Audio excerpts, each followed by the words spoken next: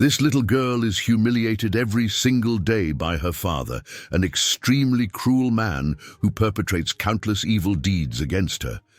But what he didn't know is that his boss, a powerful billionaire, was seeing everything that happened. The action that this billionaire takes when he discovers the truth is simply unthinkable and will shock you.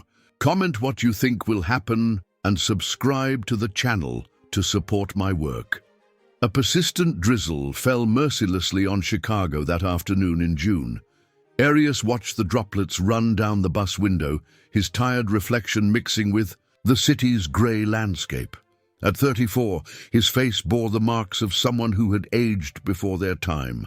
His eyes, once lively and hopeful, now conveyed only the emptiness of someone who had lost much more than a job.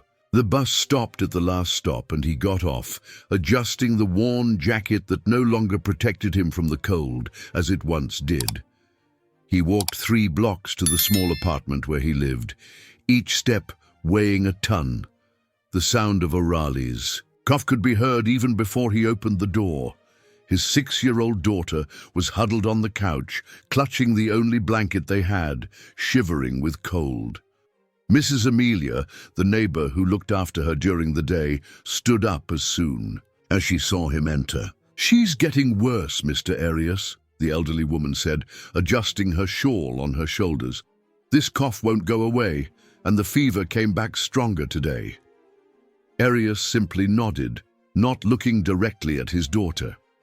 He took some crumpled bills from his pocket and handed them to the neighbor, who hesitated before taking them. "You need to take her to the doctor. It's not normal for a child to be sick for so long. You've already been paid for today. You can go," he replied dryly, turning his back and going to the small kitchen. After Mrs. Amelia left, the heavy silence was broken only by Orali's constant cough. Arius brewed reheated coffee, trying to ignore the sound that had haunted him for months. He knew the neighbor was right, but admitting it would mean facing a truth he wasn't ready to accept. The dead-end job he had landed at Helrad's company barely paid the rent and food. How would he afford doctors' visits and medicine? Besides, every time he looked at Orali, guilt consumed him from within. That cough, all that frailty. He knew exactly when and how it all started, even if he tried to bury that memory deep in his mind. "Dad?" Orali's weak voice brought him back to the present. "It hurts." Arius squeezed the mug tightly, feeling the cold coffee tremble in his hands. He didn't answer. He couldn't. Instead, he grabbed his lunchbox for the next day and began preparing the usual rice, mechanically, as if he hadn't heard his daughters call. Night fell, and with it came another coughing fit. Orali cried softly, huddled in the bed she shared with her father. But Arius remained with his back turned, pretending to sleep. Each of the girl's sobs was like a knife in his chest, but he had built a wall so high around himself that he no longer knew how to cross it. The next morning, he had to take Orali with him to work. Mrs. Amelia had an appointment, and there was no one else to leave her with. On the way, he watched out of the corner of his eye the girl, so small and fragile, struggling to keep up with his hurried steps through the busy downtown streets. Helrad's company occupied an old 3-story building. Arius worked in cleaning, spending the day between corridors and rooms, invisible to most people who passed by. He left Orali sitting on a bench near the employee entrance, with only a thin jacket and a bottle of water. "Don't leave there," was all he said before entering, without looking back. What Arius didn't know was that from the 2nd floor, someone was watching the whole scene. Helrad was standing by the window of his office, the blinds partially closed, creating shadows on his austere face. At 48, the businessman had built an empire based on discipline and detachment. Few employees had ever spoken directly to him, and even fewer knew anything about his personal life. But that morning, something in the image of little Orali, sitting alone in the cold, stirred old wounds that he thought were healed. The sound of the girl's cough echoed down the street, rising to his window, bringing back memories he had spent years trying to forget. Helrad closed his eyes for a moment, and in his mind he saw another face of another girl long ago. His younger sister, Marina, also had a cough like that. She was also left alone many times, while he was too busy building his career to realize that she needed him. When he finally understood the gravity of the situation, it was too late. Marina didn't survive pneumonia, aggravated by the lack of proper care. Helrad had carried this guilt for 20 years, turning it into a coat of coldness and detachment. But now, watching Orali, something inside him began to crack. The girl had the same big, frightened eyes as Marina, the same way of shrinking when she coughed, as if she wanted to disappear so as not to bother anyone. The hours passed, and Helrad couldn't concentrate on work. Every now and then, he found himself looking out the window, checking if the girl was still there. He saw when she refused the snack offered by one of the secretaries, probably following her father's orders not to accept anything from strangers. He saw when she bent over in another coughing fit, so strong that her small body shook. At the end of the day, he watched Arius pick up his daughter. There was no hug, no question about how she was doing, just a brusque gesture indicating that it was time to go. Helrad felt something he hadn't felt in a long time, a mixture of anger and compassion that left him restless. He picked up the phone and called his secretary. "Sandra, I need you to find out everything about Arius, the cleaning employee, especially about his daughter, and I want that by early tomorrow." He hung up without waiting for a response and returned to the window. Father and daughter had already disappeared around the corner, but the image remained vivid in his mind. Helrad knew he was about to break his own rule of not getting involved in the lives of employees, but he also knew he wouldn't be able to sleep if he didn't do something. For the first time in 20 years, the walls he built around himself were beginning to show cracks, and through them, old pains and new purposes were beginning to mix. Sandra arrived earlier that morning, carrying a folder with the documents she had gathered about Arius.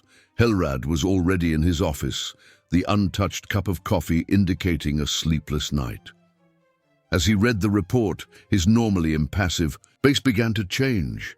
Arius had lost his job as manager of a department store 8 months ago, after 15 years of work. The mass layoff hit dozens of employees, but for him, the blow was especially hard. He had been a single father since his wife passed away during Orali's birth. Unemployment insurance ran out, savings dwindled, and debts piled up quickly. But what caught Helrad's attention most were Orali's medical records. The girl had a history of respiratory problems from a very young age, aggravated by an unspecified incident when she was 3 years old. The last consultations were more than 6 months ago, when they still had health insurance from her father's former company. "There's one more thing, sir," Sandra said hesitantly. "I spoke to Mrs. Amelia, the neighbor who takes care of the girl. She said Orali has gotten much worse in recent weeks. She has a high fever almost every day, but her father refuses to take her to the doctor." Helrad closed the folder slowly, his mind going back 20 years. He had also ignored the first signs of Marina's illness, too busy with the company that was beginning to grow. When he finally decided to act, his sister already had severe pneumonia. The sound of Orali's cough, coming from the ground floor, passed through the walls of the office like an accusation. Helrad got up and went to the window. The girl was in the same place as the day before, even paler, if that was possible. She wore the same thin jacket, inadequate for the cold weather. "Sandra, call Dr. Mendes. Ask him to come here now, and buy a children's jacket at the store around the corner, small size." The secretary left quickly, leaving Helrad alone with his thoughts. He knew he was about to enter dangerous territory. His policy had always been to keep his distance from employees, avoiding personal involvements that could complicate professional relationships. But there was something in Orali's eyes that didn't leave him in peace.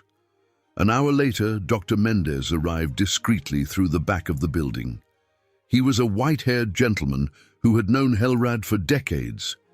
He had been the one who cared for Marina in her last days. "I need you to examine a child," Helrad said bluntly, "but it has to be very tactfully. The father is an employee here and can't know that I'm involved." The doctor nodded, understanding the delicacy of the situation. Sandra returned with a new jacket, navy blue, still with the tag. Helrad watched from the window as she approached Orali, offering the coat as if it were her own initiative. The girl first refused, clearly scared, but when a stronger gust of wind made her shiver, she ended up accepting. The new jacket was big on her thin body, but at least it would protect her better from the cold. It was Sandra who also approached. Orali a few minutes later, saying that the company doctor was doing routine checkups on employees and their family members. The girl, although suspicious, didn't have the strength to resist when the secretary gently led her to a room on the first floor. Dr. Mendez's diagnosis confirmed the worst fears. Orali had severe bronchitis, which could develop into pneumonia if not treated immediately. She needed antibiotics, inhalations, and plenty of rest.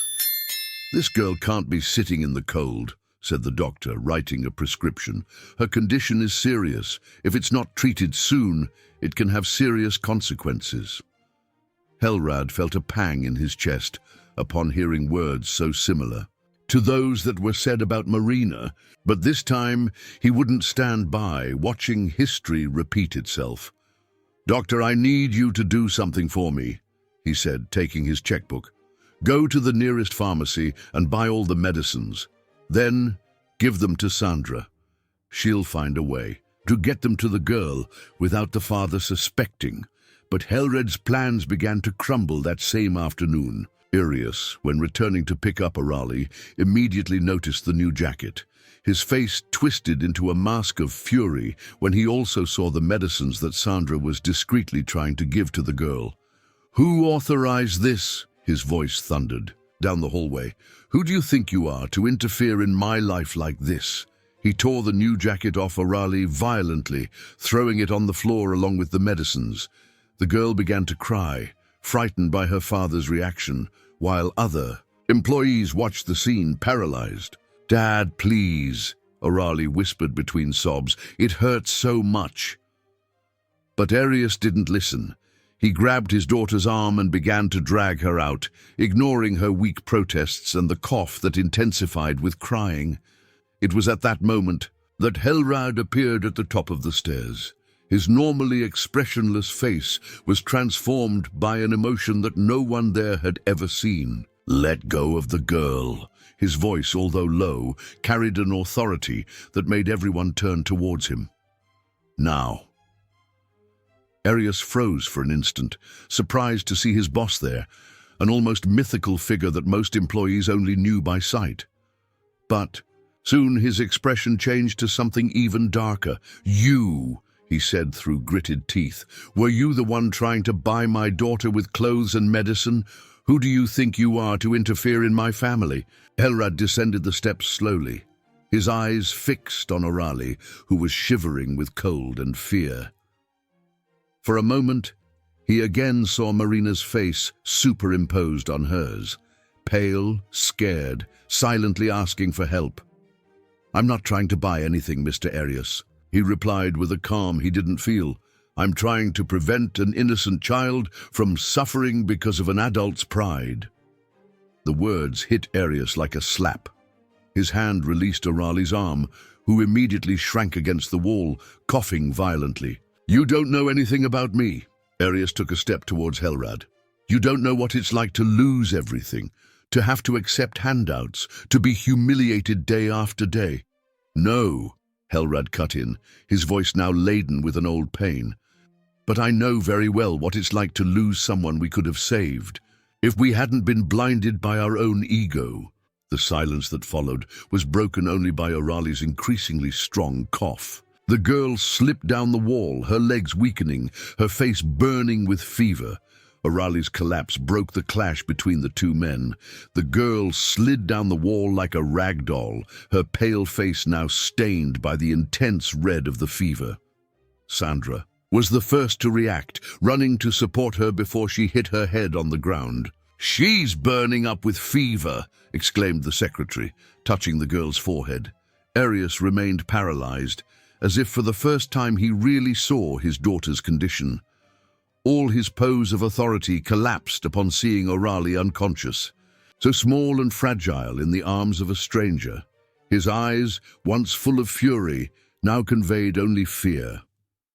"Hospital," Helrad's voice cut through the heavy silence. Now, no one questioned when he himself picked up Orali in his arms, leading her to his private car in the parking lot. Arius followed automatically, still in shock. In the back seat, Sandra held the girl's head in her lap, while Helrad's private driver drove quickly through the streets of Chicago. During the journey, Orali had another coughing fit, so strong that her small body convulsed. A trickle of blood ran from the corner of her mouth, staining Sandra's white blouse. "Faster!" ordered Helrad, his fingers squeezing the back of the seat so hard that his knuckles turned white. In his mind, another scene overlapped with the present moment. Himself, 20 years younger, carrying Marina to the hospital. Back then, there was also blood. There was also a desperate race against time. But the ending? No, he wouldn't allow history to repeat itself. They arrived at the private hospital where the Dr. Mendez was already waiting for them, alerted by phone. A team of nurses quickly placed Orali on a gurney, taking her inside while checking her vital signs. Arius tried to follow them, but his legs gave way. He had to lean against the wall to keep from falling. "Sit down," said Helrad, indicating one of the chairs in the reception area. There was no accusation in his voice, just a deep fatigue. The next few hours were a blur of doctors coming and going, nurses rushing with equipment, tests being performed one after the other. Arius remained sitting in the same position, staring at the floor, while Helrad paced back and forth in the hallway. It was only when Dr. Mendez finally came out of the emergency room late at night that both men seemed to awaken from their trance.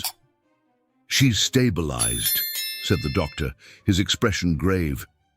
"But the situation is serious. The bronchitis has developed into severe bacterial pneumonia.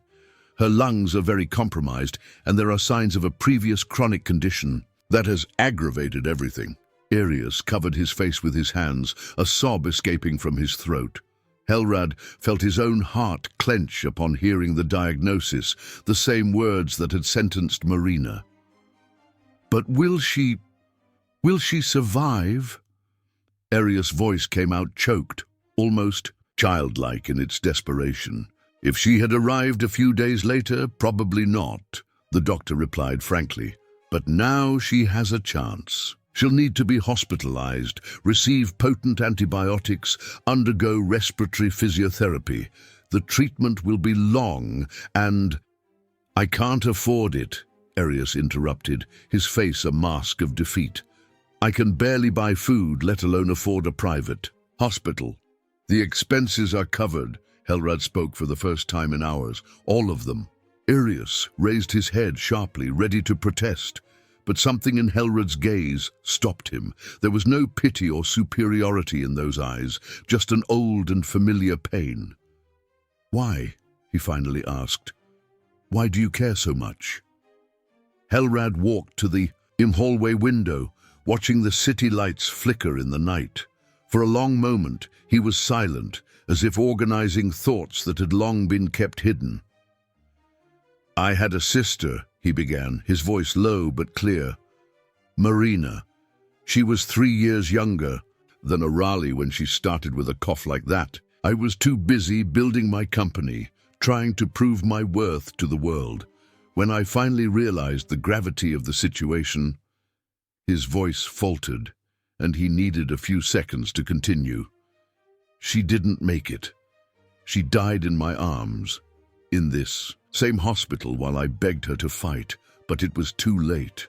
I had money, I had resources, but I hadn't paid attention to the signs. My pride, my obsession with work, cost her life.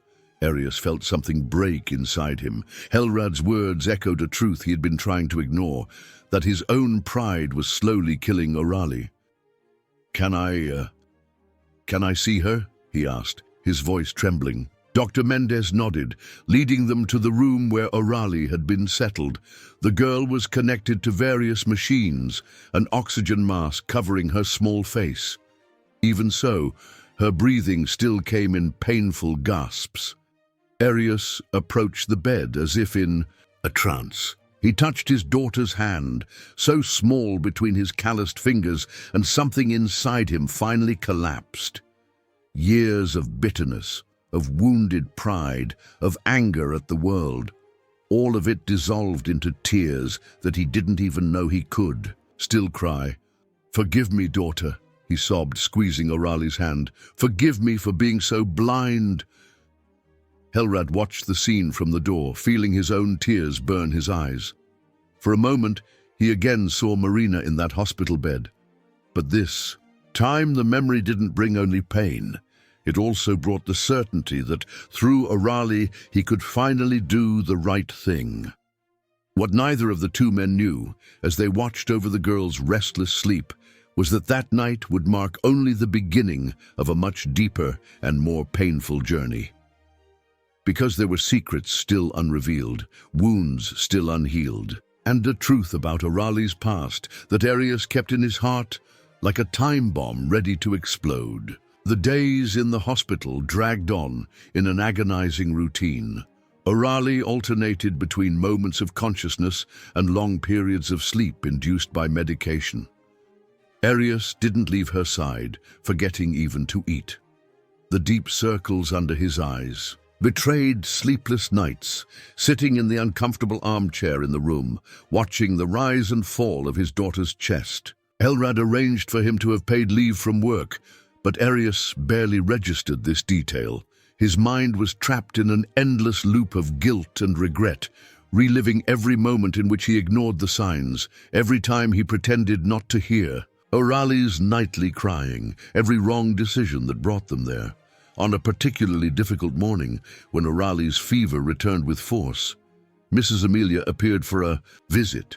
She brought with her a small backpack with clean clothes for the girl and a look laden with maternal concern. "We need to talk, Mr. Arius," she said, after checking that Orali was sleeping soundly. "About what happened that night." Arius felt his entire body freeze. He knew exactly which night she was referring to, but he had spent so long trying to bury that memory that the mere mention of it made him feel physically ill. "No," he cut in sharply. "We're not going to talk about that." "Yes, we are." Mrs. Amelia's voice, normally so soft, now had a steely tone. "Because I've carried this secret for 3 years, watching this girl wither away little by little, and I can't anymore." From outside the room, Helrad was stopping by for his daily visit when he heard the raised voices. He stopped at the door, unnoticed, his hand frozen on the doorknob. "You don't know anything," Arius hissed, but his face had lost all color. "Yes, I do. I was there, remember? I was the one who found you two in the bathroom that night. I was the one who helped clean everything up before the ambulance arrived." Arius staggered to the wall, as if her words were physical blows. On the other side of the door, Helrad remained motionless, his breath caught in his throat. "It was an accident," Arius murmured, his voice breaking. I had only left for a few minutes. I didn't think she—" "You had been drinking," Mrs. Amelia cut in, tears now streaming down her wrinkled face. "Left cleaning products within her reach and went out to buy more liquor. When you came back, she was unconscious in the bathroom, had drunk bleach thinking it was water." A strangled sound escaped Arius's throat. In the bed, Orali stirred restlessly, as if even in her sleep she could feel the tension in the air. "The doctors said it was a close call," continued Mrs. Amelia, her voice now softer, but no less accusatory. "If I hadn't heard the noise and gone to check, if we hadn't called the ambulance at that time—" "I know," Arius exploded, soon lowering his voice upon seeing Orali stir again. "Do you think I don't know? That I don't think about it every night? That I don't see her face every time I close my eyes?" On the other side of the door, Helrad closed his eyes, feeling his own heart clench. How many nights had he also spent reliving Marina's last days, torturing himself with what-ifs and lost possibilities? "After that night," Arius continued, his voice now just a broken whisper, "the doctors said her esophagus was damaged, that she would have chronic respiratory problems, that she would need constant monitoring. But I couldn't look at her without seeing what I had done, without remembering that it was my fault." "So you preferred to pretend that nothing happened?" asked Mrs. Amelia, incredulous. "Ignore when she got worse? Pretend you didn't see when she cried in pain?" "I stopped drinking," Arius defended himself weakly. "I never touched a drop of alcohol again." "But you also never really were a father to her again." Mrs. Amelia sighed deeply. "You punished yourself by distancing yourself from her, but who really suffered was Orali. She needed your love, not your punishment." The silence that followed was deafening. Helrad could hear Arius's muffled sobs, the regular beep of the machines, Orali's still difficult breathing. "I don't know how to fix this," Arius finally admitted, his voice small like that of a lost child. "I don't know if it's fixable." "Start by telling the truth," replied Mrs. Amelia. "To the doctors, to your boss who is trying to help, but especially to Orali. She deserves to know why her father spent so long pretending she didn't exist." At that moment, a faint moan came from the bed. Orali was waking up, her large dark eyes opening slowly, confused. "Dad!" she called, her voice hoarse through the oxygen mask. Helrad chose that moment to finally open the door, as if he were just arriving. His eyes met Arius, and a silent communication passed between them. In the businessman's gaze there was no judgment, just a deep understanding born of his own experience with guilt and regret. Mrs. Amelia discreetly said goodbye, leaving father and daughter alone with Helrad. The moment of truth had arrived, and there was no longer any way to escape it. "Orali," Arius began, sitting on the edge of the bed and taking his daughter's small hand in his. "There's something Dad needs to tell you, something that happened a long time ago, when you were very little." Helrad pulled up a chair and sat on the other side of the bed, as a silent witness to that moment of confession and, who knows, of redemption, because he, more than anyone, knew that sometimes it is necessary to relive the pain of the past to finally begin to heal the present. The silence in the room was so dense that it seemed to have its own weight. Orali looked at her. Father, with her big attentive eyes, still bright with fever, but more lucid than in recent days. Arius held her hand as if it were something precious and fragile, gathering courage to begin. "Do you remember?" His voice came out hoarse, almost a whisper. "When you were very little, about 3 years old, and you got very sick. Had to stay in the hospital for a while?" Orali frowned, trying to access distant and nebulous memories. "A little," she replied, her voice muffled by the oxygen mask. "I remember it hurt to swallow." Arius closed his eyes for a moment. Each word from his daughter, like a needle in his heart. Helrad watched the scene in silence, noticing how the employee's hands trembled. "It was my fault," the words finally came out, heavy as lead. "You got sick because of me." Little by little, the story unfolded. Arius told about how, after his wife's death in childbirth, he had lost himself in a spiral of depression and alcoholism. How he drank secretly when Mrs. Amelia left, leaving bottles and cleaning products scattered around the small apartment. That night, his voice faltered, and he needed a few moments to continue. "I had finished the last bottle. I was desperate for more. You were sleeping, or at least I thought you were. I left just for a moment, that's what I told myself." Silent tears streamed down Orali's face, but she didn't interrupt. Even so young, she seemed to understand the importance of that moment. When I came back, Arius continued, each word seeming to tear at his throat. You were in the bathroom, unconscious. You had drunk bleach, thinking it was water. I had left the product in a glass, exactly like the one you used to drink water from. Helrad felt his own stomach churn with the image. He remembered Marina, how she also suffered from his negligence, albeit in a different way. Mrs. Amelia heard the noise, came to see what it was. She was the one who called the ambulance, who kept a level head while I could only scream and cry. The doctors, they said it was very close, that if we had waited a few more minutes... Arius couldn't finish the sentence.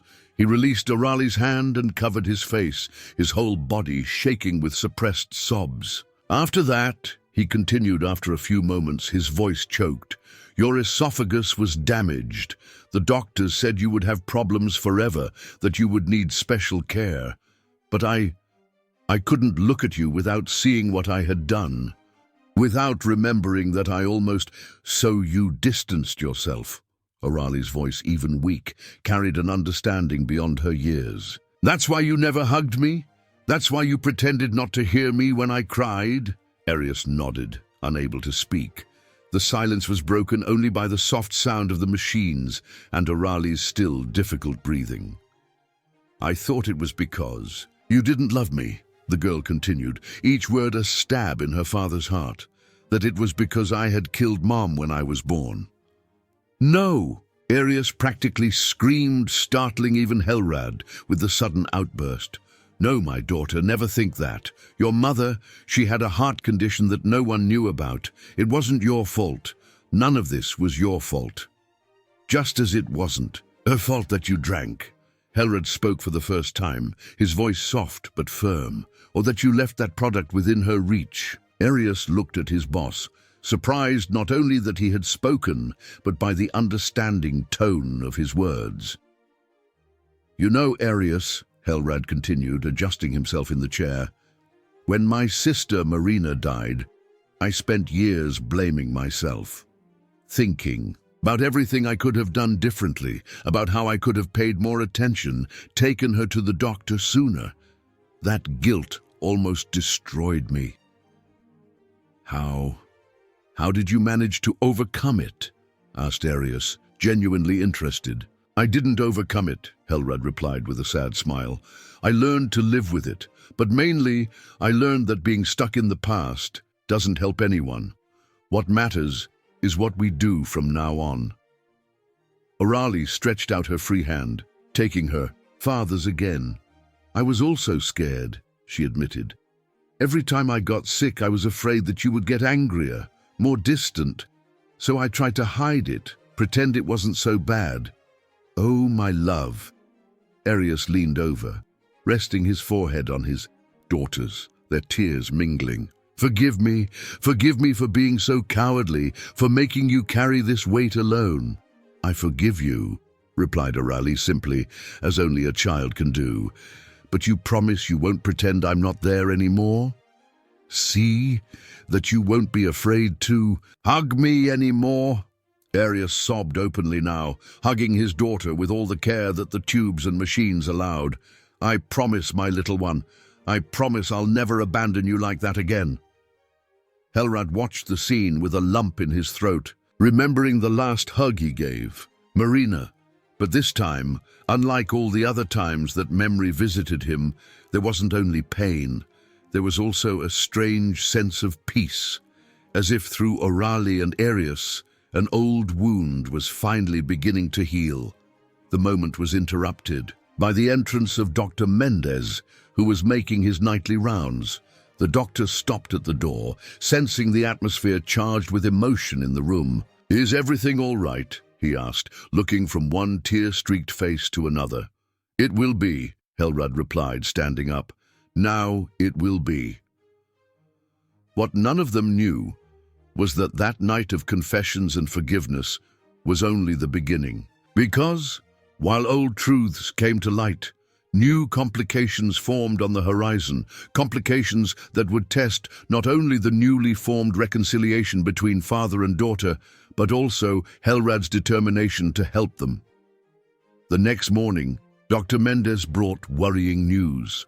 Orali's tests showed that although the pneumonia was responding to antibiotics, the damage to her respiratory system was more serious than they initially thought. The incident with the cleaning product, he explained, showing the x-rays to Arius and Helrad in his office, caused lesions that never healed completely. The lack of proper treatment in recent years has only aggravated the situation. Arius sank into his chair, each word from the doctor weighing like lead on his conscience. And now, what can we do? She'll need specialized treatment, Dr. Mendez replied, adjusting his glasses. There's a clinic in Rochester, Minnesota, that's a leader in pediatric pulmonary rehabilitation. I suggest transferring her there as soon as she's stable enough. For the trip, Rochester. Arius paled. But it's in another state. How will I...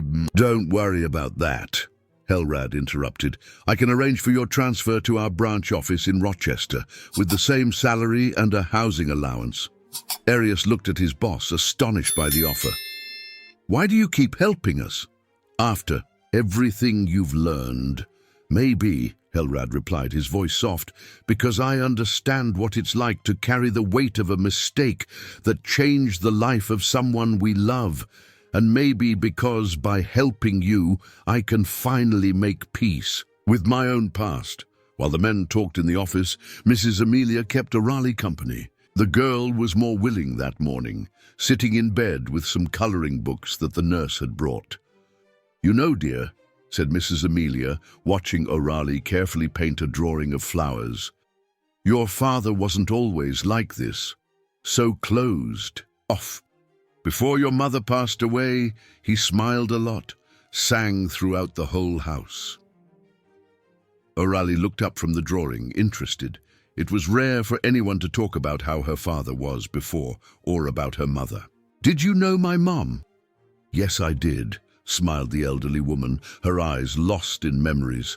Clara was her name. She had the same eyes as you, big and expressive, and she sang all day long, just like your father.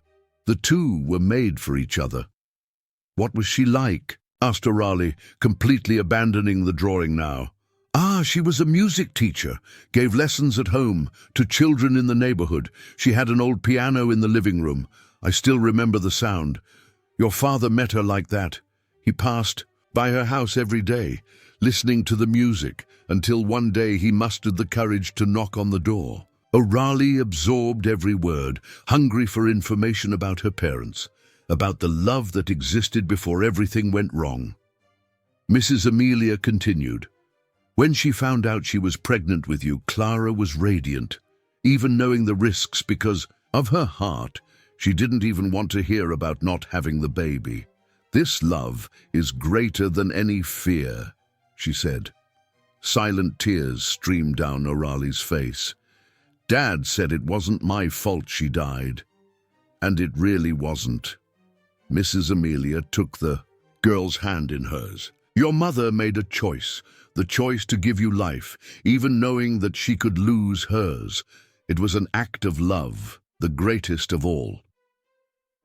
At this moment, Arius returned to the room, his face marked by worry after the conversation with the doctor. But something changed in his expression when he saw Orali crying. What's wrong? He asked, rushing to his daughter. Mrs. Amelia was telling me about Mom, replied Orali, wiping away her tears. About how you met, about the piano. Arius froze. For a moment, long-buried memories returning to the surface, he sat on the edge of the bed, his eyes distant. The piano, he murmured. It's still there, you know. At your grandmother's house. After she passed away, I couldn't look at it anymore. I left everything there. Did you play too, Dad? A small smile, the first in a long time, appeared at the corner of Arius' lips. Your mother tried to teach me. I was a terrible Student, I had fingers that were too stiff, but I loved sitting next to her, watching her fingers dance on the keys. Why have you never told me this before? Asked Orali, her voice small. Arius sighed deeply. Because it hurt too much to remember. I thought that if I buried all the memories, the pain would stay buried too, but it doesn't work like that, does it? No, replied Helrad from the door, where he watched the scene unnoticed. Pain doesn't go away just because we pretend it doesn't exist. Sometimes we need to face it head-on to finally start healing. Arius looked at his boss, then at his daughter, and made a decision. When you get better, when we go to Rochester, maybe we can stop by your grandmother's house before. You could see your mother's piano. Who knows, maybe even I could learn to play? Orali's eyes lit up with the possibility. Yes, replied Arius, surprising himself with how much he wanted that. Yes, you could. Mrs. Amelia watched the scene with tears in her eyes, remembering how many times she prayed for that moment to come. The moment when Arius would finally allow love to cross the wall he built around his heart. But the peace of that moment was interrupted by a sudden coughing fit from Orali. It was stronger than the previous ones, making her small body bend forward. When she finally managed to breathe again, there were spots of blood on the white sheet. The initial panic was contained by the rapid arrival of the medical team, but the incident served as a cruel reminder that the road ahead would still be long and difficult. While the nurses cared for Orali, Helrad pulled Arius out of the room. We need to speed up the transfer to Rochester, he said, his voice urgent. We can't wait much longer. But how? Dr. Mendez said she needs to be more stable. Leave that to me, Helrad replied, already grabbing the phone. I'll arrange for an equipped ambulance with a full medical team. Even if I have to move heaven and earth, this girl will receive the treatment she needs. What neither of the two noticed, focused on their plans, was Mrs. Amelia's worried look. She had known Orali since she was a baby, knew every nuance of her breathing, every variation in her cough, and something in this last episode left her deeply uneasy. As night fell over the hospital, bringing with it a heavy silence full of apprehension, Mrs. Amelia did something she hadn't done in many years. She knelt next to Orali's bed and began to pray. Because sometimes, when medicine and money reach their limits, all that's left is to believe in something greater. The early morning brought with it a significant worsening in Orali's condition. The fever, which seemed controlled, returned with full force, and the coughing fits became more frequent and violent. Dr. Mendez was called urgently, and, after examining the girl, his face was graver than ever. The antibiotics aren't enough, he explained to Arius and Helrad in the hallway while the nursing team worked in the room. Her body is very weakened by years of inadequate treatment. We need a more aggressive intervention. Do whatever is necessary, said Helrad, his voice firm, but his eyes betraying his worry. It's not that simple. The doctor adjusted his glasses, a gesture they had already learned to recognize as a sign of bad news. The type of treatment she needs is experimental. It's still in the testing phase at the clinic in Rochester. Arius, who was leaning against the wall as if it were the only thing keeping him standing, raised his head sharply. Experimental? What kind of risks? These are medications developed specifically for cases like hers, explained Dr. Mendez. Children with chronic respiratory damage caused by chemical agents. The preliminary results are promising, but, pressed Helrad.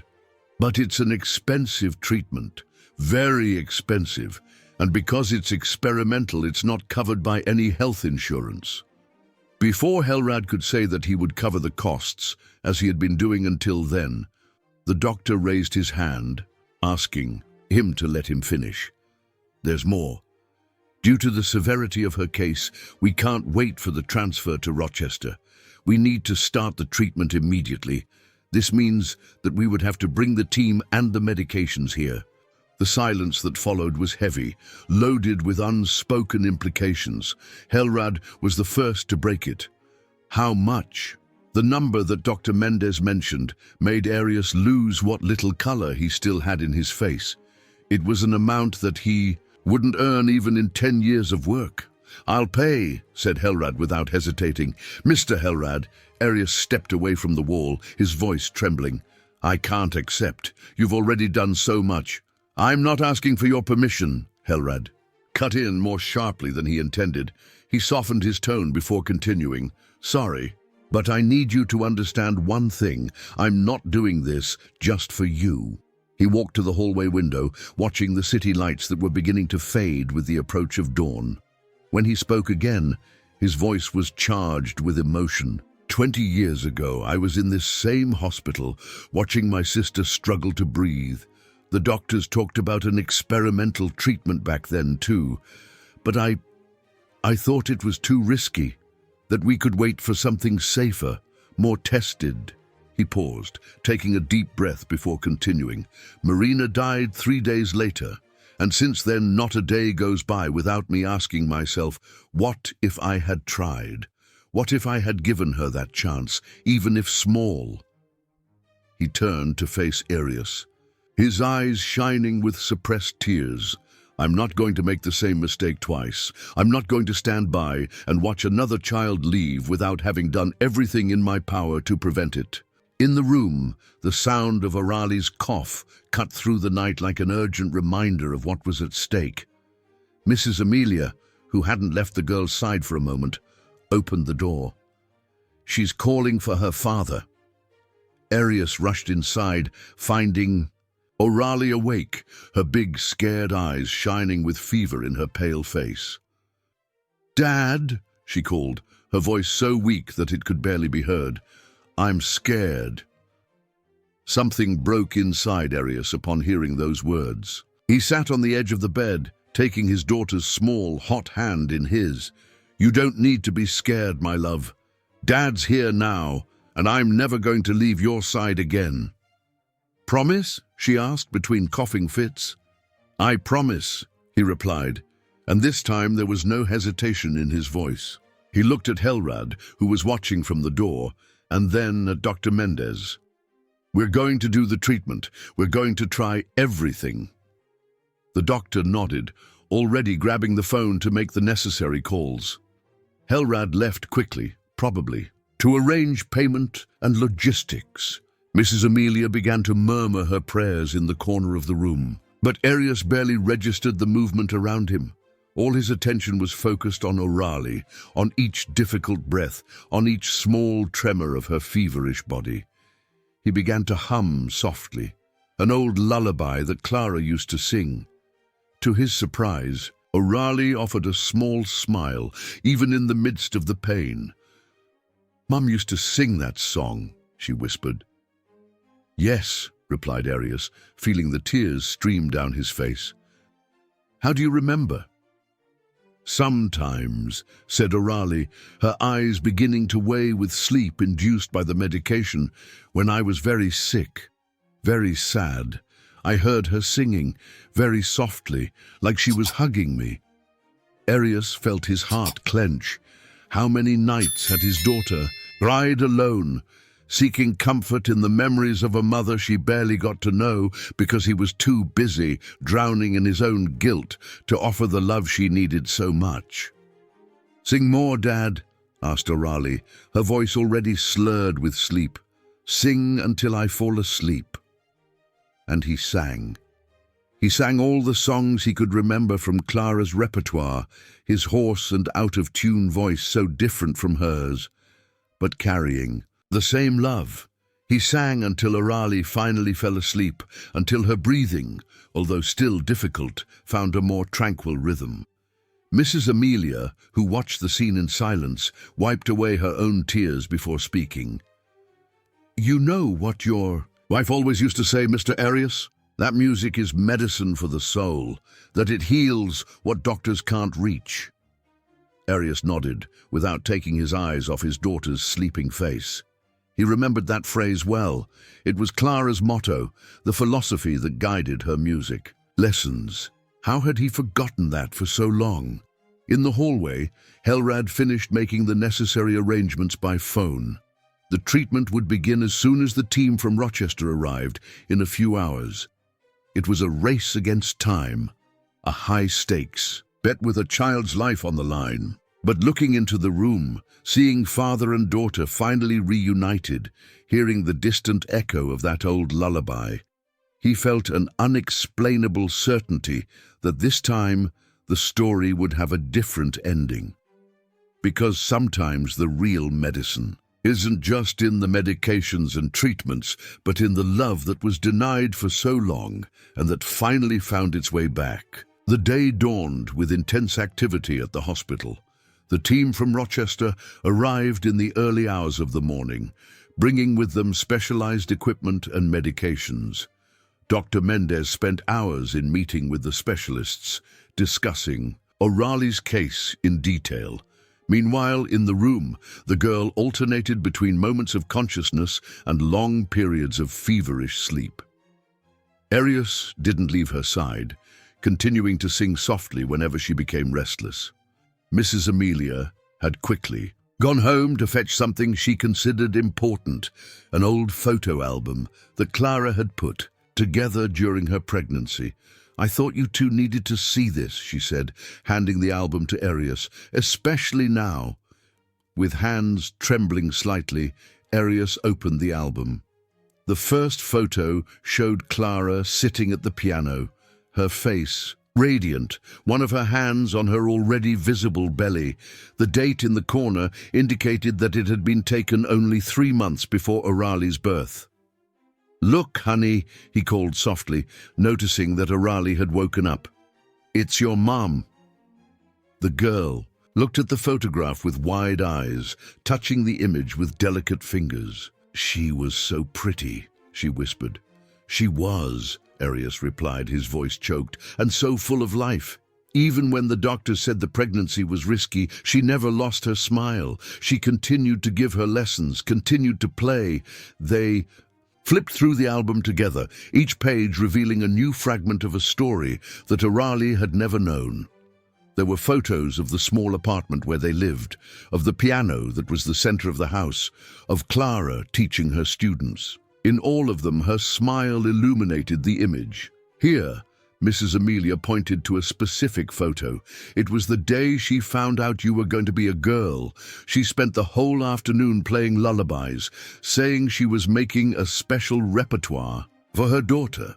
Orali absorbed every detail, every story, like a parched plant absorbs water. It was as if she were finally getting to know not only her mother, but a part of herself that had always been missing. The photo session was interrupted by the arrival of the medical team. It was time to start the new treatment.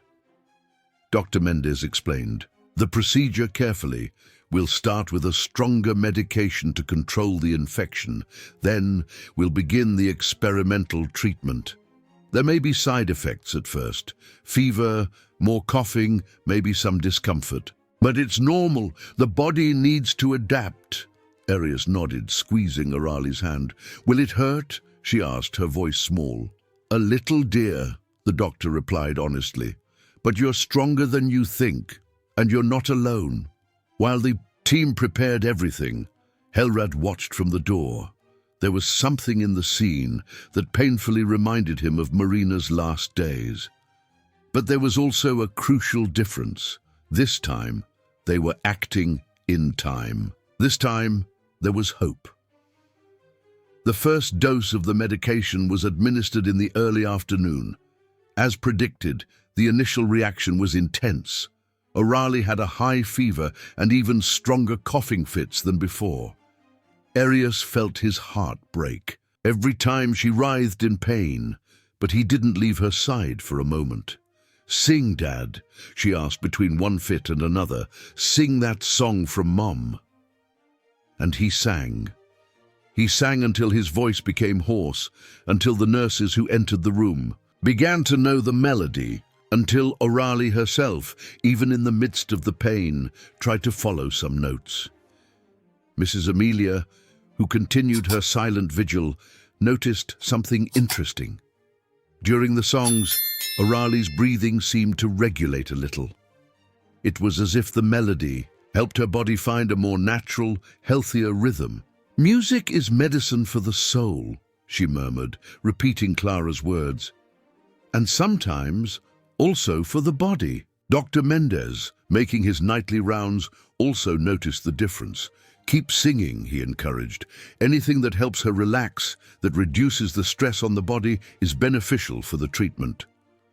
The hours dragged on. Each minute seemed like an eternity when you watch someone you love suffer. But little by little, very little by little, they began to notice small changes. The fever, although still high, no longer reached alarming levels. The coughing fits, still frequent, brought less blood. "These are positive signs," explained one of the doctors from Rochester. "The body is responding to treatment, but the road is still long." It was during one of the most difficult nights, when the fever returned with full force, that something extraordinary happened. Orali, delirious with fever, began to hum a melody that no one there knew. It was a soft song, almost a lullaby. "That song," whispered Arius, his eyes widening. "Clara composed that song when she was pregnant. She never taught it to anyone. How—" "She said she sometimes heard her mom singing," remembered Mrs. Amelia, "in the most difficult moments. But how can she remember? She was just a baby when Clara—" "Some memories," Helrad interrupted softly from the door, "are deeper than time. They're recorded not in the mind, but in the heart." Arius looked at his daughter, who continued to hum the melody in her feverish sleep, and felt something change inside him. It was as if a circle were closing. Clara's music, stored in Orali's subconscious all these years, finally finding her voice at the moment when she most needed strength. "She has her mother's strength," said Mrs. Amelia, adjusting the blankets, "and now she finally has her father's love too." As the night progressed, bringing with it more challenges and more moments of anguish, something had changed fundamentally in that hospital. A room. It was as if music, Clara's Arius, the one that Orali kept in her heart without knowing, had created an invisible bridge between past and present, between pain and healing, between loss and hope. But fate still had a few more twists in store for that family, because while Orali fought against the fever, humming her mother's melody, another unexpected visitor was on her way. Someone who would bring with her revelations that would change everything they thought they knew about Clara and her final choice. The arrival was unannounced. Amidst the commotion of Orali's treatment, no one noticed the grey-haired lady who silently entered the hospital that morning. It was Mrs. Amelia who saw her first, and her audible gasp made Arius raise his head. "Mrs. Beatrice," he murmured, recognizing his mother-in-law after 6 years without seeing her. Clara's mother remained at the door of the room, her eyes fixed on Orali. Time had marked her face with new wrinkles, but her gaze maintained the same intensity that Arius remembered and feared. "Mrs. Amelia called me," she said simply, "told me about the treatment, about everything." Arius glanced at the neighbor, who sustained his gaze without regret. "She needed to know," said Mrs. Amelia. "She's the only family left." Beatrice approached the bed slowly, as if fearing that the image of her granddaughter might dissolve. Orali was sleeping at that moment, her sleep still restless with fever, but more peaceful than in previous days. "She looks so much like Clara," whispered Beatrice, lightly touching her granddaughter's face. "The same features, the same way of sleeping." "Mrs. Beatrice," Arius began, his voice trembling slightly. "No," she cut in, raising her hand. "Before anything else, I need you to see something." From her bag, she took out a yellowed envelope. Inside was a letter, the thin paper covered with Clara's delicate handwriting.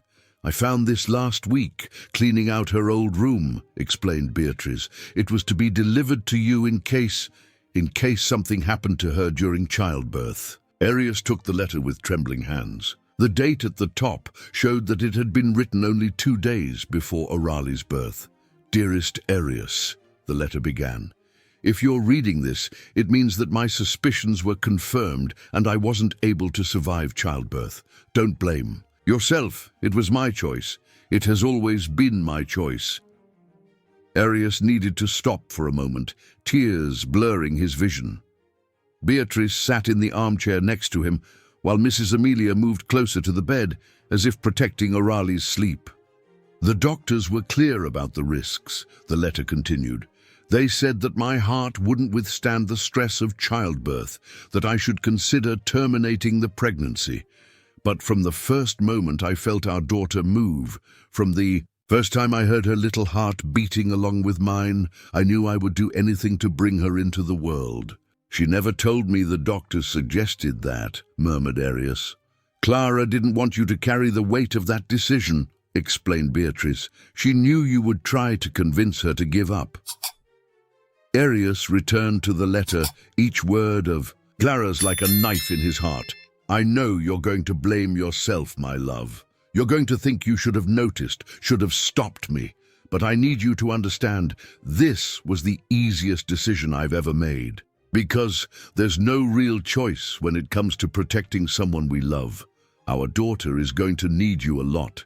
She's going to need your love, your strength, your songs. Yes, your songs. Don't look at me like that. I know you think you sing badly, but your voice has always been the most beautiful to me because it comes from the heart." A sob escaped Arius's throat. How many times had Clara insisted that he sing with her? And how many years had he spent in silence after she left?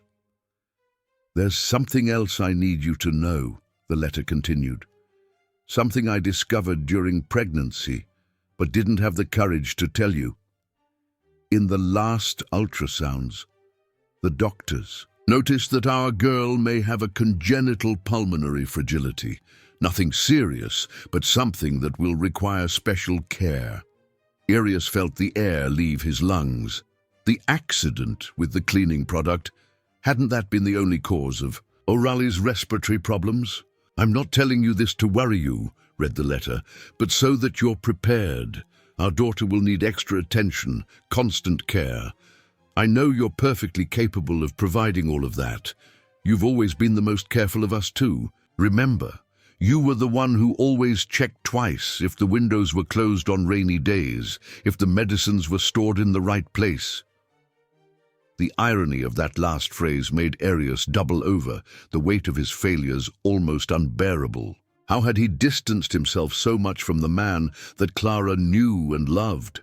"The piano," he continued reading, his voice now just a whisper, "should stay for her. When the time is right, when she's ready, teach her to play. Music has a healing power that goes beyond what medicine can explain. You always joked about this, my crazy theory, but now I ask you to trust it. Above all, my love, don't let my departure stop you from living. Don't let the pain keep you away from our daughter. She's going to need to know the father that I knew. The kind, caring man who sang out of tune, but with so much love that it didn't matter. The last lines of the letter were a little blurred, as if tears had fallen on the paper, while Clara wrote, "If you're reading this, it means I made my choice. A choice of love, of life, of hope. Don't blame yourself for it. Don't close yourself off to love because of it. And especially, don't let our daughter grow up without knowing how much she was loved by me, who chose her above all else, and by you, who always had enough love for both of us. With all my love, forever, Clara." The silence that followed was heavy with contained emotions. It was broken only by the soft sound of Orali's breathing, more regular now, as if even in her sleep she had felt the presence of her mother through those words. "Why?" Arius tried to speak, his voice failing. "Why only now? Why did you keep this letter all these years?" Beatrice's eyes, once hard, were now watery. "Because I was angry too. Angry at you, at God, at the world. Angry that my daughter had To choose between her life and that of the granddaughter I didn't even know. It took me all these years to understand that anger doesn't bring anyone back. At this moment, Orali began to stir in the bed, her eyes opening slowly. When she saw her grandmother, something in her face changed, as if she recognized, even without ever having seen her, something familiar in Beatrice's features. "Your mom's mom," she said simply, her voice hoarse but clear. Beatrice couldn't hold back the tears this time. "Yes, my little one, I'm your grandmother." What happened next took everyone by surprise. Orali, still weak, began to hum the same melody that had emerged in her feverish delirium, the music that Clara had composed during her pregnancy.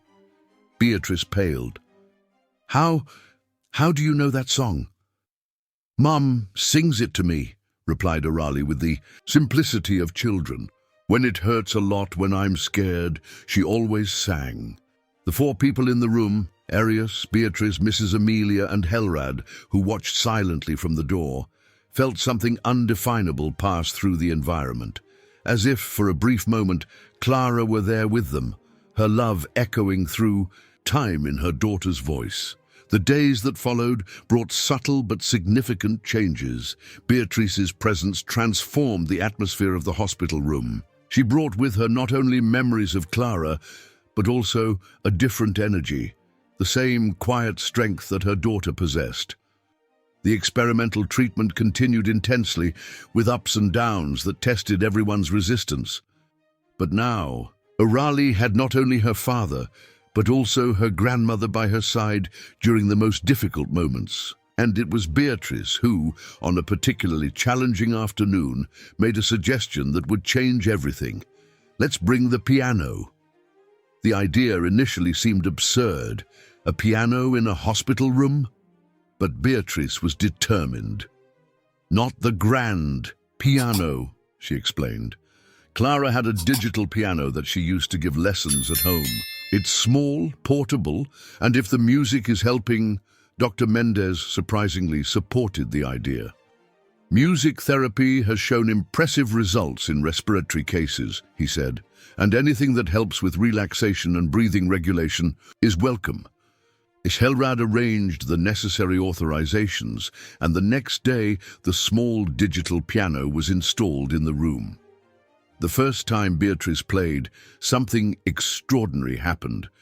Orali's oxygen saturation, which the doctors monitored, constantly began to rise. "It's as if her body remembers," commented one of the nurses watching the monitors, "as if the music helps her breathe better." Beatrice then began a routine. She played in the morning and in the evening, always the songs that Clara loved most. Little by little, she was teaching simple notes to Orali, who even lying in bed managed to reach some keys.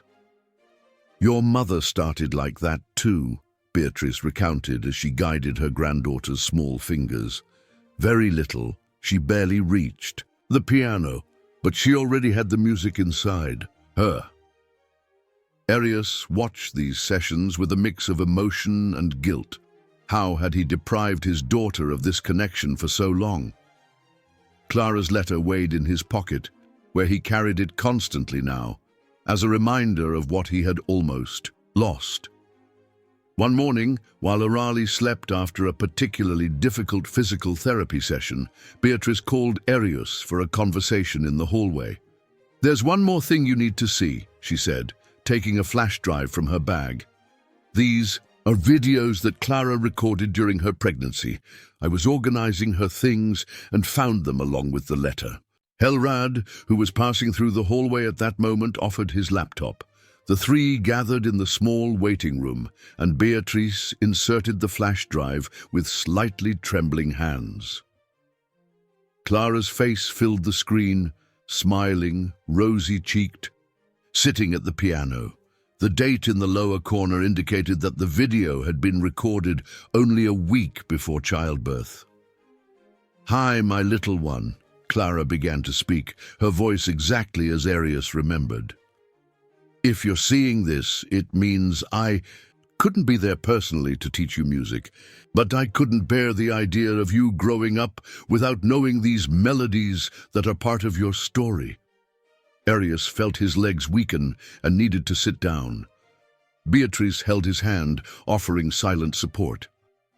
"So I recorded these lessons for you," Lara continued in the video. "These are the songs I played throughout the pregnancy, the ones I made especially for you. Your dad," she laughed softly, "always said I was crazy for giving piano lessons to someone who hadn't even been born yet. But I felt every time I played how you moved, how you responded to the music." Clara then began to play, explaining each song, each chord, as if she were giving a lesson. There was something so intimate, so full of love in that moment that the three viewers could barely breathe. "This one here," she said at one point, "is the song I made just for you, the one that has your name even before you were born." And then she played the same melody that Orali had hummed in her feverish delirium, the music that in some inexplicable way had been stored in her memory all these years. "How did she know?" whispered Arius, his voice choked. "How did Clara know we would need this?" "My daughter always had that sensitivity," replied Beatrice, wiping away her own tears. "That ability to see beyond the present moment. That's why she made these videos, wrote that letter. She was preparing us, even without knowing exactly for what." Helrad, who watched in silence, thought of his own sister Marina. How many things had been left unsaid? How many moments like this could have existed if he had paid more attention, if he had understood before that sometimes love needs to be recorded, registered, saved for when we need it most? The video continued, showing Clara teaching more songs, telling stories, laughing, so alive, so present that it was almost painful to watch. In the end, she looked directly at the camera, her eyes shining with suppressed tears. "My little one, I don't know if I'll be there to see you grow up, but I want you to know that every note of these songs carries a piece of my love for you. When you play, when you hear these melodies, remember, your mother is there, in every chord, in every harmony, and you will never, never be alone." The Suuli screen went dark, but no one moved for several minutes. The silence was heavy with unspoken emotions, with regrets and hopes, with pain and healing. It was the sound of Orali's cough that brought them back to the present. But this time, even in that worrying sound, there was something different, as if Clara's music, now revealed in its entirety, had created a new healing frequency. "I'm going to make copies of these videos," said Helrad, gently closing the laptop, "so you can watch them whenever you want, wherever you want." Arius just nodded, unable to speak. He got up and walked to the hallway window, watching the city outside. Somewhere, he thought, Clara was smiling, because even in her departure, she had found a way to continue teaching, continue loving, continue healing. And maybe, just maybe, that was the real music she wanted everyone to learn. In the following week, a different routine was established in the hospital room. The mornings began with Beatrice playing the piano softly, while the medical team performed their procedures. Orali, although still weakened, showed slow but steady signs of improvement. Her oxygen saturation remained more stable, especially during the music sessions. Dr. Mendez, intrigued by the results, began to make specific notes about the relationship between music and Orali's vital signs. "It's fascinating," he commented. During a meeting with the team, "It's as if her body finds its own rhythm through the melody." But not everything was progress. On a particularly difficult afternoon, Orali had a stronger crisis than usual. The fever returned with intensity, and her breathing became so compromised that they needed to increase the oxygen support. "It's an expected reaction to treatment," explained one of the doctors from Rochester. "The body is fighting the infection, trying to adapt to the new medications." Arius, who had finally begun to have hope, felt his world collapse again. Sitting next to the bed, he held his daughter's feverish hand, feeling completely helpless. It was then that Beatrice did something unexpected. Instead of playing the usual soft songs, she began a different melody on the digital piano, something more rhythmic, more alive. "What are you doing?" asked Arius, confused. "It's the music that Clara played when she was nervous," replied Beatrice, her fingers dancing over the keys. "She said that sometimes we need to face the storm with more strength, not run from it." As if responding to the music, Oralie opened her eyes. Her breathing, previously erratic, gradually began to adjust to the rhythm of the melody. "That's it, little one," encouraged Beatrice. "Remember what your mother always said in the videos? The music is inside you. Let it help you breathe." Mrs. Amelia, who had arrived for her daily visit, began to mark the rhythm gently, clapping delicately. Little by little, other patients on the floor, attracted by the music, began to gather at the door of the room. Helrad, who was going up for his usual visit, stopped surprised to find the hallway full of people. Nurses, doctors, other patients, all standing watching the extraordinary scene that unfolded inside the room. Oralie, still weak but visibly more present, had sat up in bed with Arius's help. Her fingers, even trembling, tried to follow the rhythm on the piano keys that Beatrice had brought closer to the bed. "This is the part your mother liked the most," said Beatrice, guiding her granddaughter's fingers. "Here, feel how the music breathes." And in fact, there was something breathing in that melody, something alive, pulsating, that seemed to give strength not only to Oralie, but to all who watched. "The numbers are going up," whispered one of the nurses, watching the monitors. Oralie's saturation, which was worryingly low minutes before, began to normalize. Dr. Mendez, who had been called urgently due to the crisis, made frantic notes on his clipboard. In his many years of medicine, he had never witnessed something like this. "It's as if the music," he began, "was healing," Helrad completed, remembering Clara's words in the videos. The improvised session lasted almost an hour. When it finally ended, Oralie was exhausted, but her breathing was more regular than in days. The fever had subsided, and for the first time in a long time, there was color in her cheeks. "How did you know?" asked Arius to Beatrice later when Oralie was already asleep. "How did you know that that specific music would help?" Beatrice smiled, a sad smile but full of love. "Clara always said that every moment has its own music, that sometimes we need softness, other times strength. She applied this in her lessons. She knew exactly what music to use for each student, each situation. And that specific music, it was the one she played when she was pregnant and the doctors said she wouldn't make it. It was her song of struggle, of not giving up." Arius closed his eyes, letting the tears finally fall. How many times had Clara tried to teach him these things? How many times had she talked about the power of music and he had smiled, thinking it was just her? "Teacher's enthusiasm? It's never too late to learn," said Beatrice softly, as if reading his thoughts. Clara knew that. That's why she left the videos, the songs. She knew that one day we would understand. That night, after everyone had left and only Arius remained, in the room, he did something he hadn't done in years. He sat at the digital piano and with clumsy fingers tried to play one of the simplest songs that Clara had taught in the videos. It wasn't beautiful. His notes were hesitant, some wrong, the rhythm irregular. But Oralie in her sleep smiled. And in that smile, Arius saw Clara. Not as a painful memory, but as a living presence, still teaching, still loving, still healing, through music. What no one noticed, concentrated as they were on Oralie's improvement, was the subtle change in Dr. Mendez's expression when analyzing the latest tests. There was something there, something he wasn't ready to share yet, a discovery that could change not only Oralie's treatment, but the medical understanding of the power of music in the recovery of patients.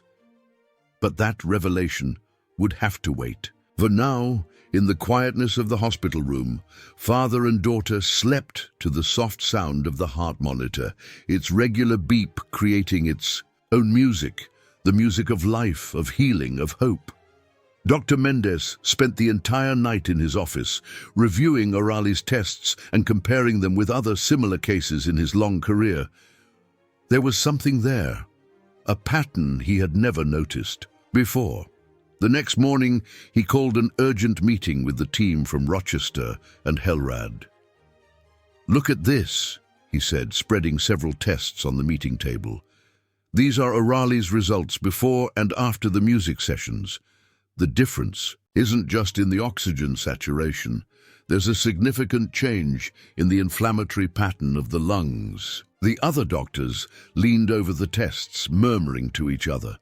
Helrad, although he didn't understand the technical terms, could sense the growing excitement in the room. "It's as if the vibration of the music," continued Dr. Mendez, "is somehow assisting the process of lung tissue regeneration. And it's not just a temporary effect. The latest tests show sustained improvement." "But how is that possible?" asked one of the specialists from Rochester. "I'm not sure yet," admitted Dr. Mendez. "But I have a theory. The music that the grandmother plays, especially that more rhythmic one she used during the crisis, the vibration pattern seems to stimulate a natural response from the body. It's as if the music were teaching the body to breathe again," Helrad completed, remembering Clara's words in the videos. "Exactly," Dr. Mendez seemed animated. "And that's not all. Look at these tests here. They're from other patients with chronic respiratory problems. In all cases where there was regular exposure to music, even if not in an intentionally therapeutic way, there's a tendency to better response to treatment." The technical discussion continued for hours, with the doctors debating possibilities and implications. Helrad watched, remembering how Marina also responded well to music in her last days. At the time, everyone thought it was just emotional comfort. What if it had been more than that? Meanwhile, in Orali's room, a different scene was unfolding. Beatrice had brought more videos of Clara, this time from her piano lessons.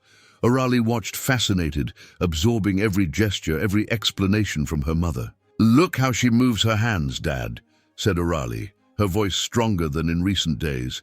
"It seems like she's dancing with the piano." Arius, sitting next to his daughter, felt his heart clench in a different way now, no longer with pain, but with a mixture of longing and gratitude. "Your mother always said that playing the piano was like a dance," he replied, "that we needed to let the music guide us." "Like she's guiding me now?" asked Orali, her big, serious eyes fixed on her father. "Yes, my love, exactly like she's guiding you now." Mrs. Amelia, who was knitting quietly in her usual corner, raised her eyes from her work. "You know what else Clara used to say? That music is like love. You don't need to understand it to feel it." At this moment, Dr. Mendez entered the room, accompanied by Helrad and part of the medical team. There was a different energy about them, a kind of contained enthusiasm. "Orali," began the doctor, sitting on the edge of the bed, "you've been our best teacher in recent days. You've taught us something that in all these years of medicine we had never really understood." The girl tilted her head, confused. "Me? But I've just been lying here." "No," smiled Dr. Mendez. "You've shown us how music can be much more than just an art form. It can be a path to healing." He then explained, in simple terms, that Orali could understand how her body was responding to the treatment in a unique way, aided by music.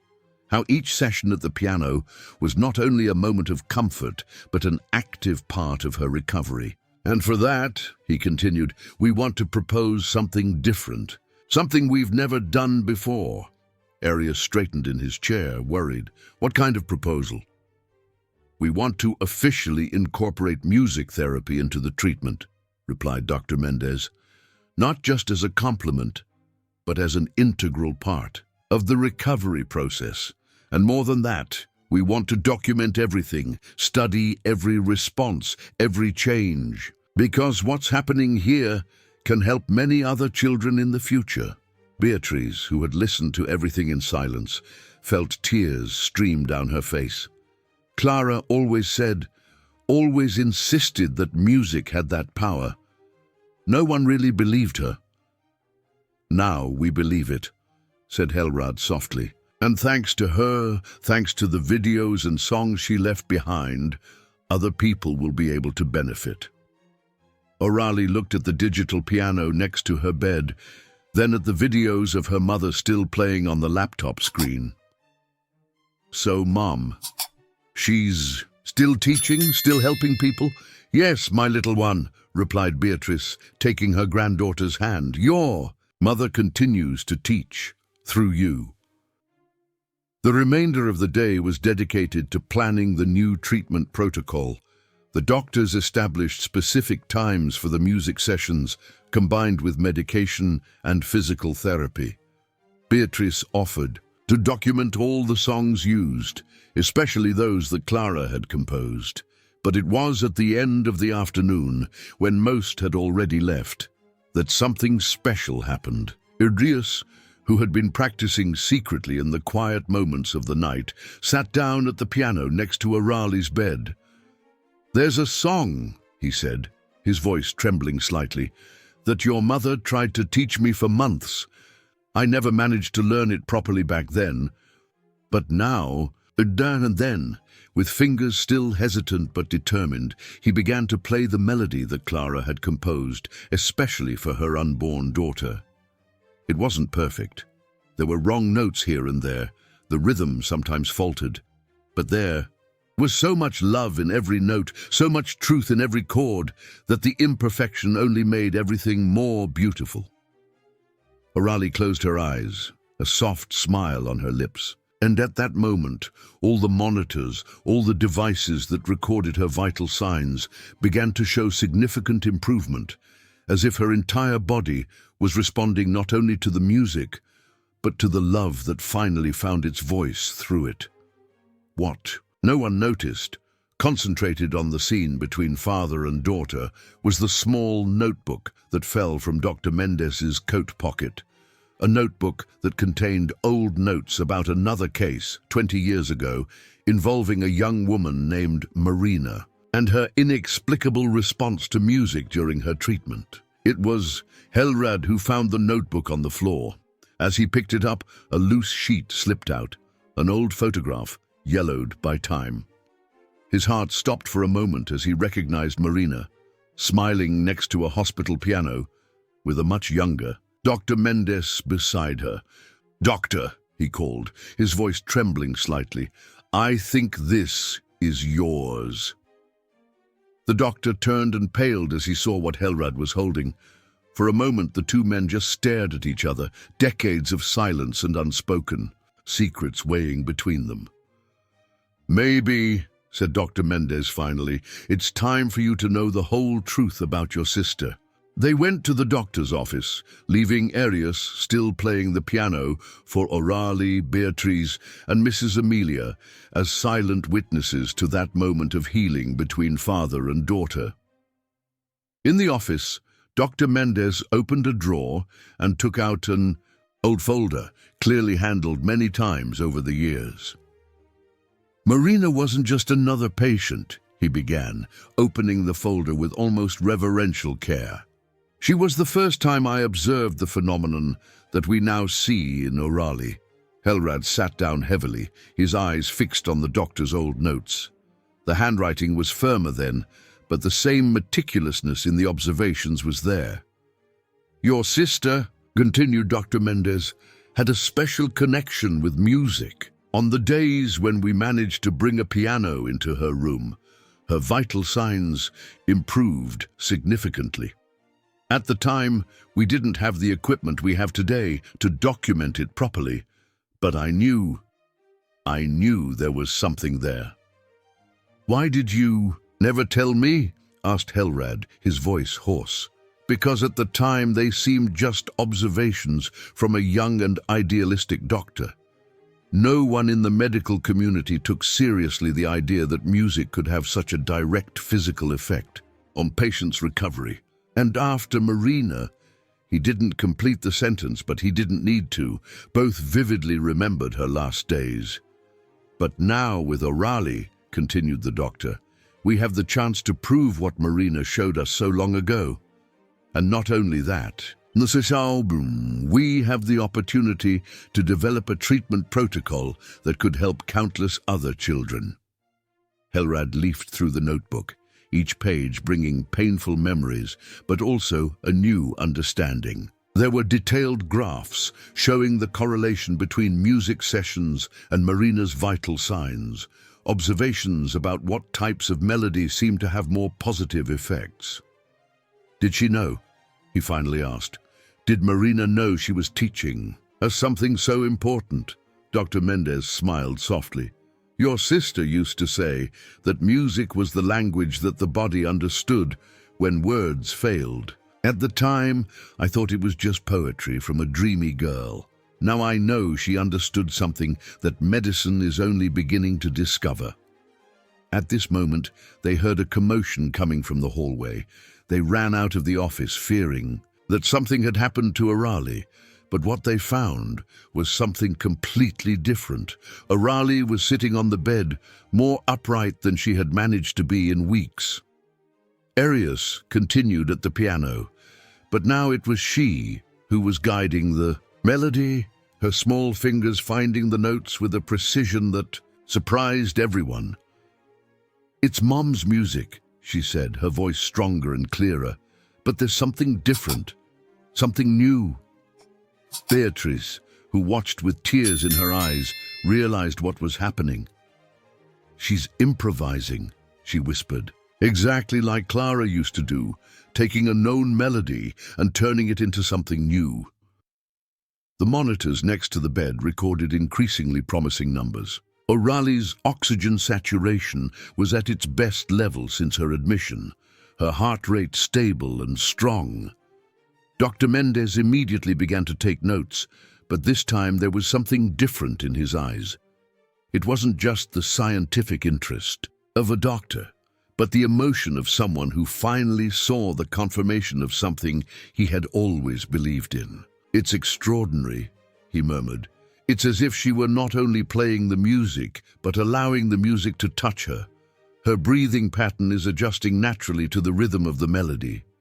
Helrad watched the scene with a new perspective, the revelations about Marina still fresh in his mind.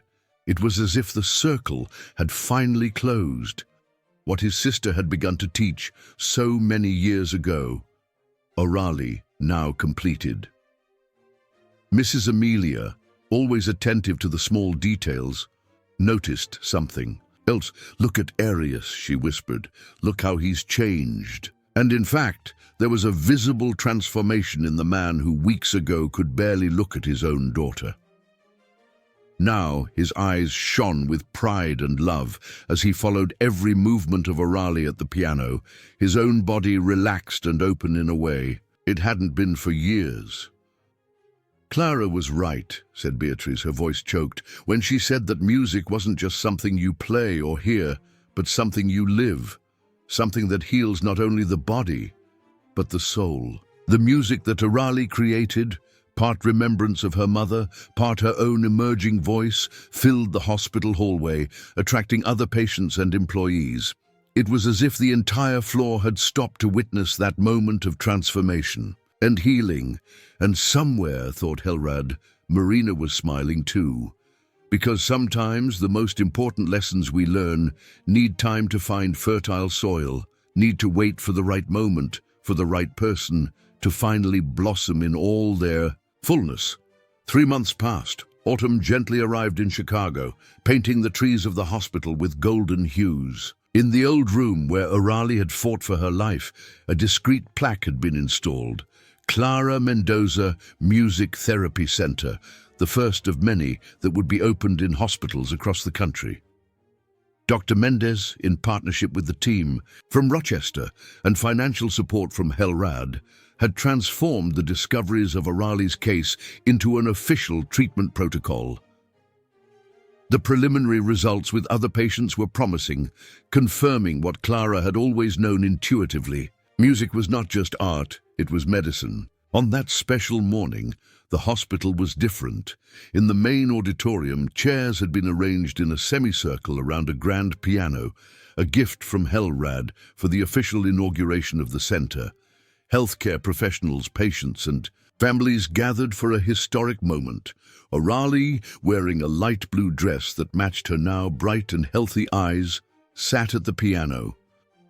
At her side, Arius adjusted the stool with a care that demonstrated how much their relationship had changed. There was no more distance between them, no more fear in the touch. "Ready?" asked Dr. Mendez, organizing his notes on the pulpit. It was the first time he would publicly present the results of his research, including not only Arali's case, but also the newly discovered data about Marina. Helrad, sitting in the front row between Beatrice and Mrs. Amelia, felt his heart clench. In a different way. It was no longer the old pain that consumed him, but a kind of peace, as if he finally understood that Marina's early departure had not been in vain.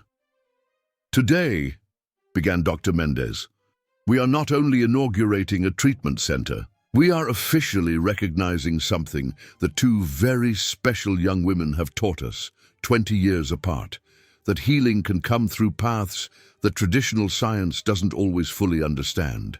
He paused, looking at Helrad before continuing. "Marina Rivero was our first teacher, even if we didn't know it at the time. Her unique response to music during her treatment planted the seed of what we now understand to be a revolutionary approach to certain respiratory conditions." Helrad lowered his head, silent tears streaming down his face. Mrs. Amelia held his hand gently. "And then," continued the doctor, "came Arali. Through her, through the music left by her mother Clara, and through the dedication of everyone involved in her treatment, we were finally able to document and understand what Marina had begun to show us so long ago." Dr. Mendez then presented the scientific data, graphs, statistics, test results that proved the effectiveness of the treatment. But the real moment of demonstration was yet to come. Arali positioned her fingers on the piano keys. She wasn't nervous. There was something in her posture that resembled Clara, a quiet confidence that came from a place beyond technical learning. The music she began to play was new, a composition she had created during her recovery. It began with the melody that her mother had left in the videos, but it evolved into something of its own, something that spoke of pain and healing, of loss and reunion. Arius, sitting at her side, no longer tried to hide the tears. He watched the small hands of his daughter dancing on the keys and saw Clara in them, not as a painful memory, but as a living presence that continued teaching, continued healing. Beatrice had brought the videos of Clara, which were incorporated into the presentation. On a large screen, the image of Clara at the piano alternated with photos of Marina, with records of Arali's treatment, creating a visual narrative that complemented the music. "What we discovered," continued Dr. Mendez when the music ended and the applause subsided, "goes far beyond the treatment of respiratory diseases. We discovered that sometimes healing needs more than just medicine. It needs something that touches the soul, that awakens in the body its own ability to regenerate." He then revealed the next step. The Music Therapy Center would be just the beginning. With the financial support of Helrad, similar programs would be implemented in other hospitals. The research would continue, now with a team dedicated to studying and documenting the effects of music in the treatment of various conditions. But none of this would be possible, he concluded, without the love of a mother who, even knowing that she wouldn't be here to see her daughter grow up, left a legacy of healing through music, without the courage of a father who learned to overcome his own fear to help his daughter find her voice, without the wisdom of a grandmother who kept those memories until the right moment. Orali got up from the piano and ran to hug her father. Arius picked her up in his arms, as he hadn't done in years, feeling his heart overflow with gratitude and love. "Dad," she whispered in his ear. "Mom is listening, isn't she?" "Yes, my love," he replied, looking at the piano where for a moment he could almost see Clara smiling. "She always has been." Helrad approached them, carrying an old folder. "This belonged to Marina," he said, handing the folder to Orali. "These are scores that she wrote during her treatment. I think they're with who they should be now." The girl opened the folder with reverent care, her eyes shining as she saw the handwritten notes, some stained by old tears. It was as if a circle had closed. Marina's music finding continuity through Orali, pain transformed into healing, the past finally at peace with the present. Later, when the auditorium was almost empty, Orali returned to the piano. She began to play one of Marina's songs, naturally blending it with the melody that her mother had composed. The two songs intertwined perfectly, as if they had always been made to meet. Arius, Helrad, Beatrice and Mrs. Amelia watched in silence, each feeling in their own way the power of that moment. It wasn't just music that echoed through the hospital.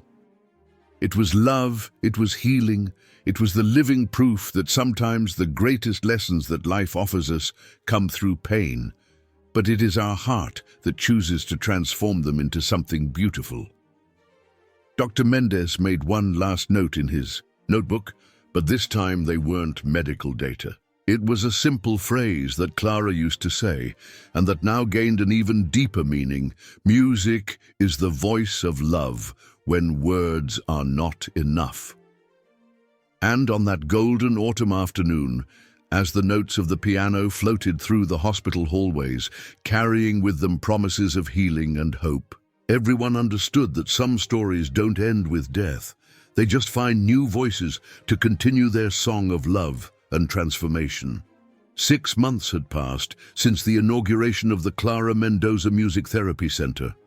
Autumn had given way to a mild winter, but the hospital rooms remained filled with warm sounds, laughter, chords, hurried steps of people wanting to watch the sessions that were becoming news throughout the country. It was a Thursday morning when the small auditorium took on the airs of a grand theater.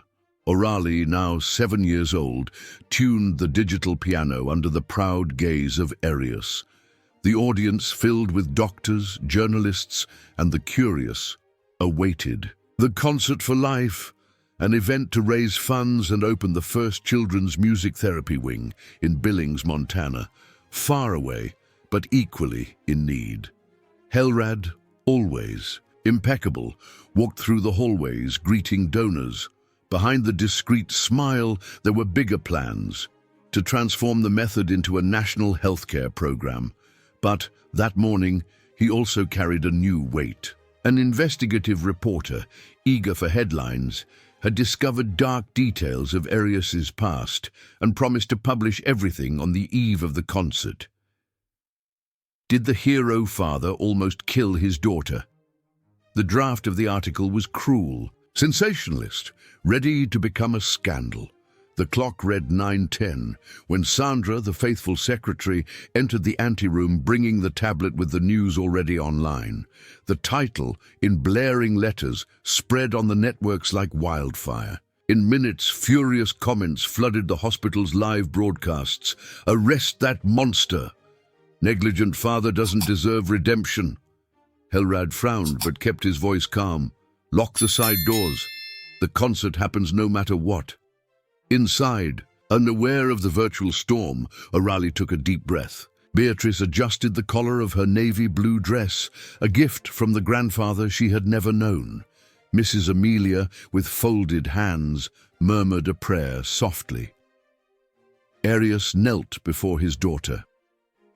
"If you get nervous, Close your eyes and remember. Mom playing with you still in her belly, okay? She smiled. I'm not nervous, Dad. I'm just eager to heal more people.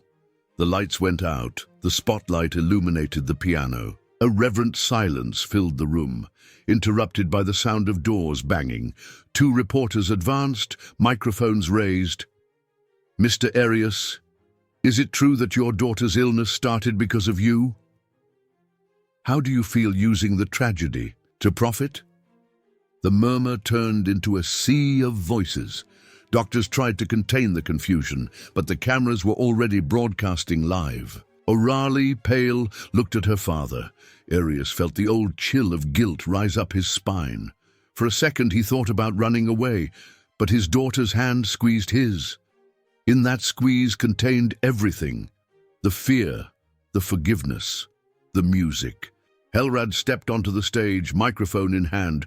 If you want a headline, listen to the whole story. He took a deep breath, faced the lenses. Yes, Arias made a mistake. His past is in the medical records, in the nights of guilt that few know about. But who here has never needed a second chance? The difference is that he grabbed it and transformed it into healing for hundreds of children. Today, you will hear not the mistake, but what is done after it. He turned to O'Reilly. Show them, little one. The girl sat at the piano. Instead of the soft melody she had rehearsed, she attacked the keys with contained force. Dissonant, almost aggressive chords, reflecting the confusion of the room. Little by little, the chords resolved, transforming into the music that Clara had composed. It was like seeing dark clouds opening space for the sun. The audience silenced. The reporters lowered their cameras, hypnotized.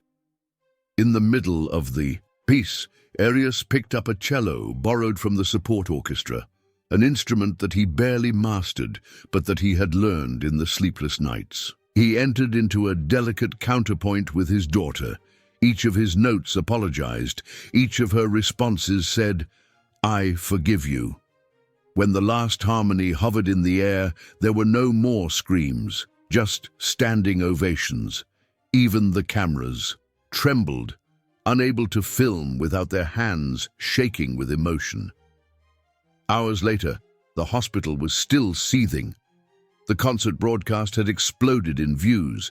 Hashtags of support surpassed those of hate. The same journalist who had ignited the controversy recorded a public apology, admitting that he had underestimated the transformative power of love allied with art. But the deepest effect happened in a less illuminated corner. A simple-looking woman, holding the arm of a pale little boy, approached Arias. "My son has cystic fibrosis. I was like you. I blamed myself for the genes I passed on. After seeing your story, I think I also deserve to start over. Can he get on the waiting list for music therapy?" Arias, unable to speak, just hugged mother and son. Helrad watched from afar, realizing that the project was taking on a life of its own. He took from his pocket a newly printed contract. The Marina Rivero Foundation would be officially launched, funding scholarships for parents of patients to learn music and play with their children in treatment. At the end of the afternoon, when the hospital finally quieted down, O'Reilly sat in the inner garden. The cold wind shook the trees, carrying dry leaves swirling over the lawn. She closed her eyes and heard, far away, a chorus of voices, children rehearsing, physical therapists clapping, instruments tuning. She smiled. The music was no longer trapped in a room. It spread like perfume, invisible and unforgettable. Arias approached, wrapping a scarf around his daughter's neck. "Want to go home, champ? I want to stay a little longer. You know, Dad, I understood something today. Our story isn't about a mistake that almost took me away. It's about all the people who didn't give up after it." He knelt down, eyes filled with tears. "And about a little girl who transformed pain into melody. And about a father who learned to sing," she completed, laughing. The two got up. Before leaving, O'Reilly ran to the newly installed Mural in the main hallway, there in golden letters read, "When pain turns to silence, let the music speak." Below, photos of Clara and Marina side by side, eternally young, smiled at those who passed by. Orali touched the photo of her mother, then that of Aunt Marina, who she never met. "Thank you for teaching me to listen." Outside, the first stars were emerging. On the horizon, the lights of the city twinkled like floating scores, ready to be read by anyone who had the courage to transform each dissonant note into a song of hope. And, if it depends on a girl who learned too early the price of silence, the world will still dance to the sound of a piano that refuses to play alone.